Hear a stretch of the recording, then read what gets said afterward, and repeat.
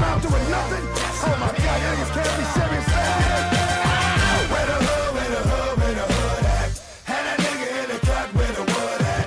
All the niggas acting up where the wolves at. You better bust that if you gon' pull that. После хора, ето левел си 8 съм. Така искам днеска да ви покажа моето хоме в София Крафт. Така, още не е завършено, но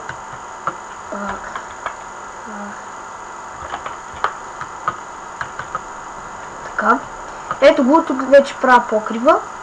Беше ми много малка резиденцията, да кажем бях посоил от тук до другия край на къщата, това не беше, но така тук вече го разширих, така че има така.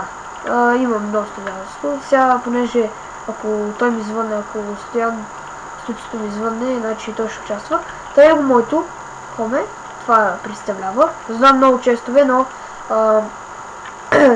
като се развия повече, ще ми трябва доста място. Тук съм имал още работи. Тук да взема работите. Така. Тук бяха разните неща. Това е. Още не съм се доразвил чак толкова много. Опа. Понякога тук сега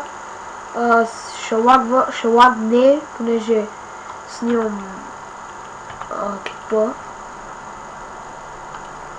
Тук ще ги наведа, тук няма значение. Само. Да, тия ще си останат при мен. Тук са ми рудичките. Дървото. И храната. Опа, това не се яде. Това не се яде. Тия ще ги сложа някъде. Ето, така, сложил съм 4 общо крафтинг тейбъл в 4-те ъгъла. Тук така, и между тях съм слагал печки, понеже доста по-нататък ще печем. Покрива, така, опа. Тук е стаята за глави, отдолу по-скоро. Тук няма нищо да слагам. Ето тук още един, както казах, крафтинг тейбъл. Тук долу бях написал мина, но мината, то имах, виждате, имам 109 300, пък и като вотва ще давах кейове. Си взимаш, още не е довършено. Тук си слизам така надолу. Има доста обаче да ходиш.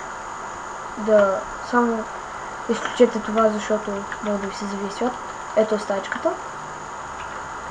Така съм направил, но още няма нищо, ще подобря. И това като цяло беше хомето. В другия клип ще направя подобрение на хомето, като направя долу трофи рума, а именно главата за стаята за глави. Айде бе, тук винаги са бъгли. Айде бе! Къде ме прати? Така. Да си затворим тия работи. И покривата също така. И това е този клип. Надявам се да ви харесва и бъбък.